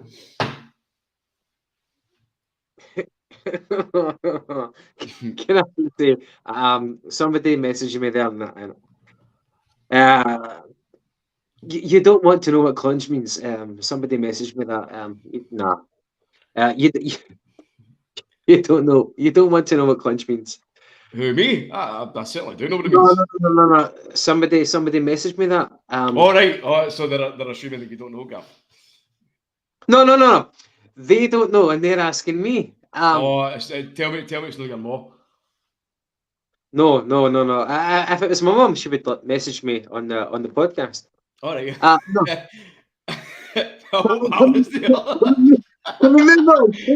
Hey, let's go for it. You brought it up. I know. But I had to respond. Right, okay, Paddy. How do we deal with set pieces between now and the end of the season? Because that's one way that we're going to ship goals between the Honkin Blues, if they're across the Clyde, or anybody. How do we kind of shape up? Because have you noticed that set pieces last season were horrible, but between then and now, have we shored it up? And if we haven't, how do we tidy up from now until the end of the season? Well, it's certainly got slightly better this season, Gav. But I think what we need to do is we need to get back to basics, right? Stop trying to overcomplicate this, because sometimes in football teams try to complicate football, overcomplicate football. Football can be a simple thing, right? See, with defending, two guys on the pole. Still laughing about clunge right now. Right, here's Davey Boy saying that we sack Kennedy and hire a proper defence coach. I don't know how this works, right? Because apparently there's no such thing as a defensive coach at Celtic now. But it's not like the NFL, you know what I mean? But then it could be, because you've got teams in the Championship, Gav, and you've got teams who, what is it? There's a guy. I think it's for Wimbledon or something, and they've got a half-time coach. They've got a half-time mate. Listen to me. It might not be Wimbledon, but it's somebody definitely like that. It might be Wimbledon. We'll check this out. They've got a half-time. I'm very intrigued to hear what you've got to say here. Mate, so, the Championship at Wimbledon at a half-time. No, sorry. Right, the football, the English football, League One or Championship, whatever the fuck Wimbledon are playing, right? Wimbledon Football Club. Wimbledon Football Club, I hope it's Wimbledon, but a team like Wimbledon have got a coach who is specifically employed for the subs coming out to warm up at half time. So obviously when the first team are away and get their team talk at half time and the players come out and warm up that are they playing, they've hired a coach specifically for their players. And it works apparently. I'm off for a pee. I'll be back in 2 minutes. Sorry, I'll talk to the troops. Right, here's Dell, Celtic Supporters Podcast. The Kennedy defence shite has resurfaced. Absolute nonsense, man. I think it is nonsense because it has been spoken about in the past, right, that John Kennedy is not the defensive coach at Celtic. But at the same time, he's a coach. So who is it that's coaching the defending? It's either him or Gav and Paddy. Now, John Kennedy was a defender, so you would assume that he's got some kind of knowledge of how to set up a defensive tactic and teach players how to defend. But again, it's one of the ones, like, it's a hard one. But we definitely did lose too many soft goals for set pieces. And the day was very clear. Like, we didn't attack the ball. Mullen scored the first one, and then again the second one was fucking awful. Dale again. Kennedy has survived 4 managers. I know personally how very highly rated the guy is by his peers and former players. Aye, mate, and that's something that I've said in the past, even though, like, I've given him pelters for his time when he was a manager, 10 games for kind of carrying on with the Lennon shit show, and like, you had guys like Damien Duff, Ayer was coming out, guys like that were all saying how good a coach John Kennedy is. So, sure to God, these guys are the telling lies or deluded. There's only been one season where Kennedy has been in the midst of turmoil, and that was the Neil Lennon season. So, why are we talking about Kennedy? Because last season it went to spawn through defensive coaches, and then somebody mentioned John Kennedy. It's not the NFL, man. I get it, but you get a coach, and as a coach, you're responsible for football, like offensive, defensive, and it's not like, oh, you've got one phase of play and that's defensive, and the other phase of play is offensive. It's fluid. It's fluid. You set up to go back and forth. It's not NFL, man. But it should be. Because you like NFL, you like American stuff. Oh man, you drink Budweiser, and it's German. Is it? No. I actually think it was set up by a couple of Germans, but it's American beer, basically. I mean, you like your Bud Light as well. Yeah. And? I know. Right, okay. So where are we at? Right, okay, so we are 3 points ahead. Apparently, 12 games to go in the league. Say that again, sorry? Okay, 3 points ahead. 12 games to go in the league. Is that correct? Tables up. Are you wearing a body warmer and a hat indoors? Is that right? Yes. Okay, I take it you're very, very warm. I take it you've not been paying your lecky bills for the heating and stuff like that, aye? I'm just a fucking nosy bastard. I've got heat. No, just like a body warmer, mate. Okay. Right, what was the question? Why are you wearing a hat and a body warmer indoors? That was the question. Because Celtic are fucking brilliant. Right, so we've played 27 games. We're on 66 points. 27 games, so it's a 38 game season. Usually, yes. Apart from when it's a leap year, yes. Fuck off. So that's 11 games left to go, Gavin. Is it 11? Aye? Yes, 11 league games. Aye. Okay, Patrick. Right, okay, 11 games to go. How narrow do you think it's going to be? think it's going to widen? I think it's still going to be. I think it's still too hard to tell. I mean, even today, right? I told this comment was that that Hugh Keevins was on Super Scoreboard before the Hunt game started, and says that no matter what happened today, no matter what happened today, Rangers would still be top of the league. So this one's for Hugh Keevins. That doesn't make sense. They would still be top of the league. Aye, I know exactly. He's a fucking tosser. So we've played 27, 121. So with 66 points, the Rotten Mob are on 63 points. Same games played. We have won 21 games. They've won 19. We've drew 3. They've drew 6. We've lost 3. They've drew 2. Our goal difference is 43, and theirs is 34. Okay. Right. I'm going to ask you a question. Who's going to be the most, between now and the end of the season, who's going to be our most effective defender, most effective midfielder, and most effective attacker? So, obviously, Hart, we need to depend on him, but most effective defender between now and the end of the season, who do you think is going to rise above the parapet? That full back and centre back, mate, of course. Vickers for centre back.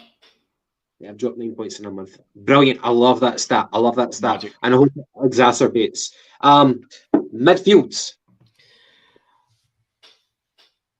Hatate. Hatate. How do you think Hatate did today? I think Hatate had a torrid time. No, he done no bad, mate. He was quietly effective, but he's had games where he's obviously imposed himself more on the game. But I think what he did was try to bring Tom Rogic on for his experience and he's driving that. So it was a good swing again for the manager, a good substitution. But I thought it was decent even though he was quiet. Okay, and up front, who's going to be the most influential attacker for Celtic between now and the end of the season? Oh, that actually depends on how long Kyogo's going to be injured for. Could it be a Bada, or is it going to be John? No. I'm going with Jackie Marcus. Really, aye? Yeah, mate. You know how much I've championed him this season, even when he's not been playing. I've always said that he's a guy that we could actually thrive on playing because of the way that he plays the game, because of his physical nature. How he brings others into play, and today, like, he's a penalty box striker. We need a player. We need a striker who stays central and gets himself into the box, because when the crosses come in, there's no point in being outside the box. There's no point in being a wee 2-inch guy and balls coming flying in there when you can't reach him. Get the balls whipped in and get that guy on the end of the balls, and he'll deliver goals. By the way, I had feta cheese for lunch yesterday. I think I might be Greek, but yeah, I think it's looking good. For me, defensive wise, I'm with you. I can't look past Cameron Carter-Vickers. Midfield wise, it's got to be McGregor. McGregor, and up front, the way that things are panning out. So we're almost at the end of February, and then you've got March, you've got April, and a bit of May, and then the season is done. Mm-hmm. So I can't bring Kyogo into it. I just think if Kyogo appears, then I think, regardless of what Jackie Marcus does, I think Andrew put Kyogo in as that focal striker. But I don't know, man. I'm going to go for Abada. I think Abada. I would love to go for Jota, but I'm not going to. I don't want to raise the question: does Jota sometimes play for himself or play for the team? In fact, I'd probably get shot down for that question. And I know exactly what you mean. There was Jota's been last. Okay, so I don't even have to justify that. I'm sorry, but I'm glad that you kind of get where I'm coming from with that. But I think Abada is starting from here. Jota is starting from kind of like that, if you get me. That's been the Diogo right now. Mo Farah. No, that's a Diogo. What's the Maida? Is Maida like that? What's happening about? What does Japan like? Why does Japan like shit like that? Like, I don't know. I thought he was hiding his wee moustache because he's obviously shaved it off. You thought it was comparable to a what earlier on today? Aye. We shan't say that on camera. Shan't. I love that word. Aye. Okay, so I'm going to go for Cameron Carter-Vickers, Callum McGregor, and up front, I'm going to go for Abada. Abada, although he's got his detractors, and we are part of that. Abada is worth his weight in gold. I'll finish off on that. So, Jota, Pish, last 2 games. Mate, I'm not going to disagree with you. We need Jota. We need Jota for the rest of the season, but I'm not going to disagree with you, Davey boy. Feed the bear. Just had my din-dins. Was lovely, jubbly. What did you have? Though? Might have some jelly and ice cream. 1 each. Rangers fan. Yes. Right. By the way, see everybody that's watching now. We've had that says only about an hour and 35 minutes, right? Me and Gav like to sit and shoot the shitties if there's a lot he's on, want to sit top. So over the majority of this episode, we've been well over 100 viewers at the one time, which is absolutely brilliant. So massive thanks to everybody for sitting on and joining in, and even the ones that have kind of piped in with a couple of negative comments. Thanks for joining in as well. I appreciate it. To any that haven't done it, if you fancy doing it for us now or soon, jump into your YouTube, but press the wee subscribe button and ring the bell so you get notifications for the boys. Can I just say, see the guy who tuned in earlier on to say, I think your language is terrible. See, whenever you stick on the TV or Netflix for comedy, for a stand-up comedy, who do you actually like? Is it Michael McIntyre? Is he the only one who doesn't actually swear? Do you hate everybody who actually swears? Where is your comedy value coming from right now? I don't get that part. Surely we make exceptions. You might like Kevin Bridges. Oh, he swears, but I like it because he kind of ties in with my generation. Billy Connolly, he ties in with my generation. I'll give him an allowance. Frankie Boyle, whoever. I know that's like three Scottish comedians off the bounce, but I don't take offence to that. If you don't like our podcast for swearing, I don't give a fuck. It's okay. It's okay to dislike us, but in terms of banter, comedy, talking about football, what do you expect? Do you want media? If you want media, watch Sports Scene. Fuck off. You know what I mean? Yes, go on, son. You've been fucking waiting to say it for ages. I can just fuck off. I don't get it, man. I don't get it. I know, mate. Do you know what? Listen, as you said earlier on, mate, there's so many Celtic shows and Celtic podcasts about. See if you don't like it, go and watch them. Absolutely. And they're all good. They're all brilliant. Go and enjoy it. But listen, me and Gav and McGinty and Dasbo, we don't sit on here to make money, right? We'll know. And this is the me having a go at anybody or having a dig at anybody, right? But we don't sit here to make money. We sit here to have a laugh and sit and basically shoot the shit with you guys. We try to build a wee audience, have a laugh. We can talk about Celtic because that's what we want to do. If you want to go and chase guys that are trying to get a career or fucking try to get views or whatever, go and watch somebody else because they'll not be allowed to swear and speak like the way people do at football games. We will, because we don't give a fuck. So if you don't like it, go and fuck yourselves in the nicest fucking possible fucking way. Yeah, very well spoken. Right, okay, so what's the day? Today is Sunday. So we've got a Bodo Glimt. When is it? Is it Wednesday or Thursday again? No, it'll be Thursday. Thursday again, Gav. Aye. Okay, aye, because Champions League, the big boys are playing on the Wednesday. Okay.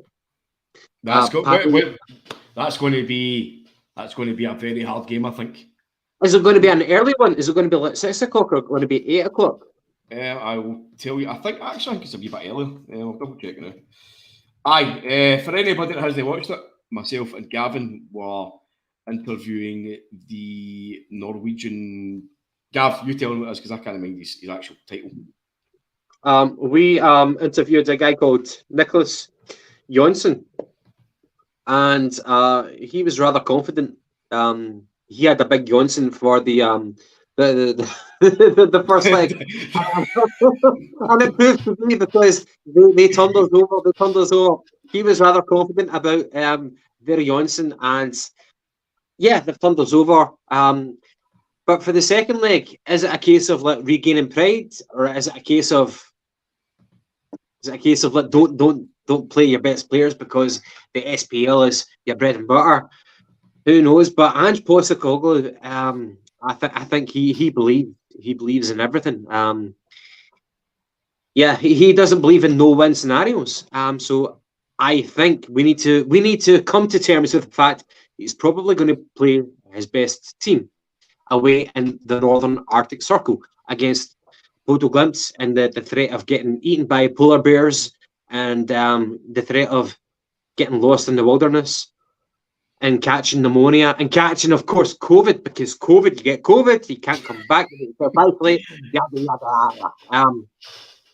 it's not good, it's not good, it's ugly, but it is what it is, man.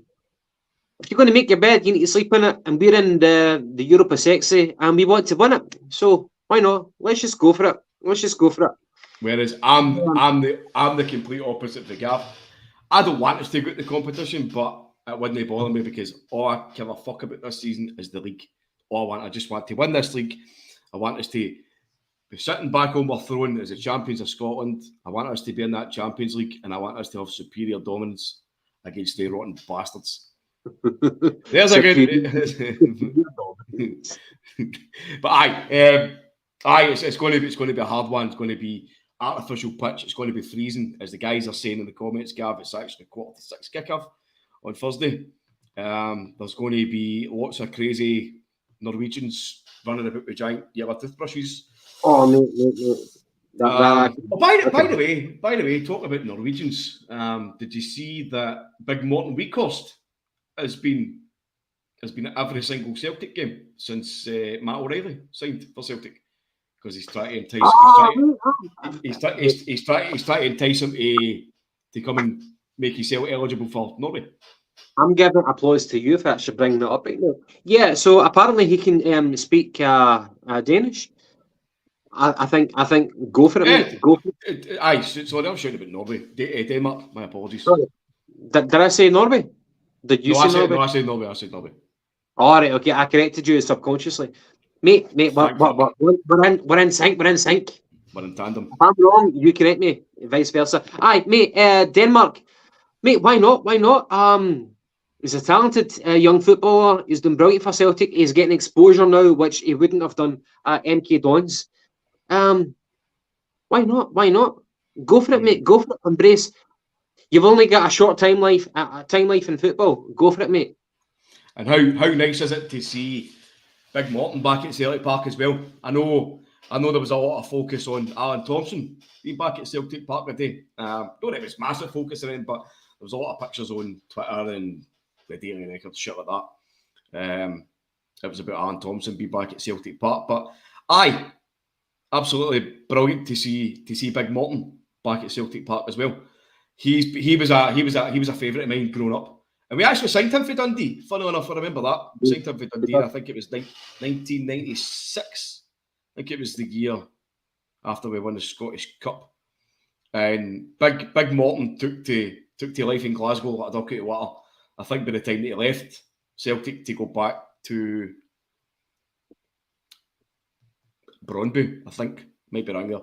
But when he left Celtic, he literally he had a Glaswegian accent. So it was great, and obviously he'd really bad health problems as well when he was here, and it was really about the same time we had, so obviously Morton Weekhorst had the Guillain-Barré syndrome, I think it was called. He took a really bad virus or infection. It was an infection, something that ate away his brain or something. He almost died. You had Dan Jackson, I think, what did he have again? Was it cancer? Was it a brain? It was like almost like a brain tumor. I don't know exactly. Like an aneurysm or something, wasn't it? And then obviously you had you had big Alan Stubbs and all. He had the cancer. I used to live in Finiston back in the day when I was like I don't know, about 22 years old, and I was walking through Sucky Hall Street, just walking back on like an afternoon, and I happened to look up one of the side streets, and Morton Vicost, he was like wearing a black suit. He looked as if like he just like walked out of like a catalogue or whatever. It looked brand new. It looked like $1 million, and I was just walking down Sucky Hall Street, and I'm like, I didn't even stop. I didn't even stop. I'm like, Morton Vicost, and he just did like a wee wink. I'm like, oh yes, and I just kept walking on, and he kept on walking on. I didn't even stop for like a photograph. It was like before the time of the camera phones, and I never had like a pen and paper. I'm like, oh yeah, and that was it. I'm just happy for him, and he was happy for me, and we kept on walking on in our own directions. Morton Vicost, legend, and I think Morton Vicost was like part of the Danish team when they were in the Euros. And obviously the last Euros. The Euros. The last ones. Yes. I think he's assistant manager. Yeah, because I think he probably even got more airtime because of Christian Eriksen, who fell down because of ill health. Is that what happened, Captain? Did you just fall down? Christian Eriksen, yeah, he fell down. Aye, that was it's rather simplistic. He just fell down. Right, mate. Okay, where are we going with this? We're going to wrap it up now. Aye, we're going to wrap it up. Aye, as I said earlier on, listen, there's... Pardon, you look a pure strange creature. What are you wearing underneath that body vest? What?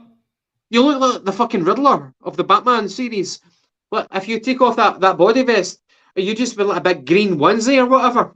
It's one of the compression type things. I look like you're the Riddler of the new Robert Pattinson Batman series.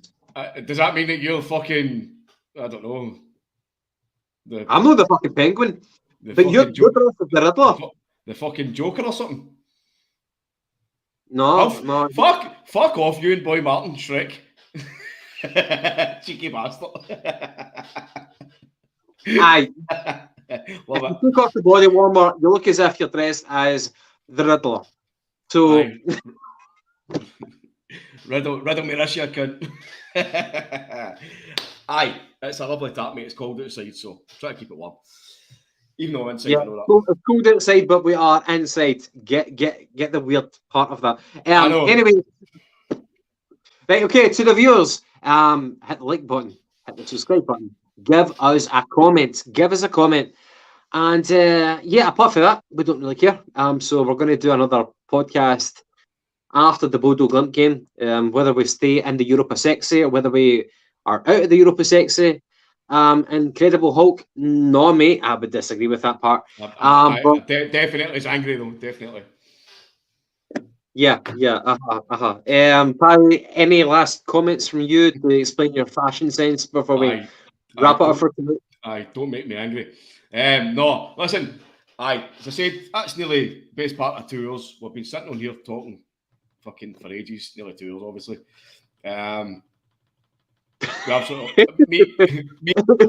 Who talks the most amount of shite? Is it me or you? It's always, mate. Absolutely love it. We love the interaction with all the guys. And just to jump back onto one quote before we finish up, Gav, it's for Biohacker. There's a new guy on comment tonight. Only advice I can give is keep up the good work, troops. Success in life isn't measured by viewers or sub counts. It's measured by your happiness. Aye, it is, but it's also measured by the viewer happiness, because we sit here and we like to use a platform to come in and make your comments known as much as we're doing it for ourselves and all. So it's all for viewers and all. It's not just for us. But thanks to everybody that was watching and sat for the full show. If you haven't done it already, give us a wee subscribe, a wee like, hit that wee daft bell and all, and that does us a wee favour as well. Pass on to your pals. Tell everybody we don't give a fuck. Come in here and join. Aye. DISCO. I think it's more of a beautiful Sunday night tonight, Gavin. Mate, it is a good Sunday night. Apart from the weather and everything outside, but inside, so good. Aye, I hope everybody's well. I hope everybody's had a good weekend. Hope you're all happy. And aye. Be happy. If you're not happy, talk to people. I think what Gav's trying to say is thanks for joining and have a good weekend. And we'll see you on Tuesday for the post-match weekly roundup. We're going to try our best. We've got a good wee night of content coming up, right? And basically what it is, we're trying to do an unsung heroes 11, best 11 Celtic unsung heroes. So if you want to bounce on his comments as to for names to that, but we're hoping to get McGinty on, because I think there's going to be a few players that's mentioned, and me and McGinty are going to be at it like cats. So it might make for good viewing.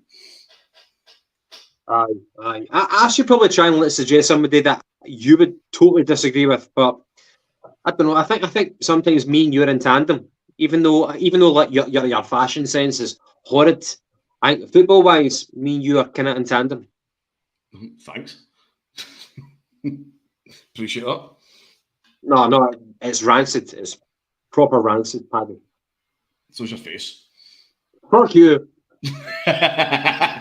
Right, anyway, are you going fucking type up clunge or something on your phone and see what pops up?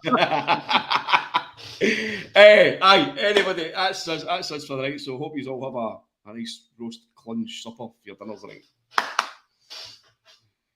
It's not. Put brown sauce on that. Right. Aye, hopefully it's no tomato sauce. Good night, and watch your Hey. further Russians. Catch you, strips. Don't know why I said that. Aye. Good night, Gavin.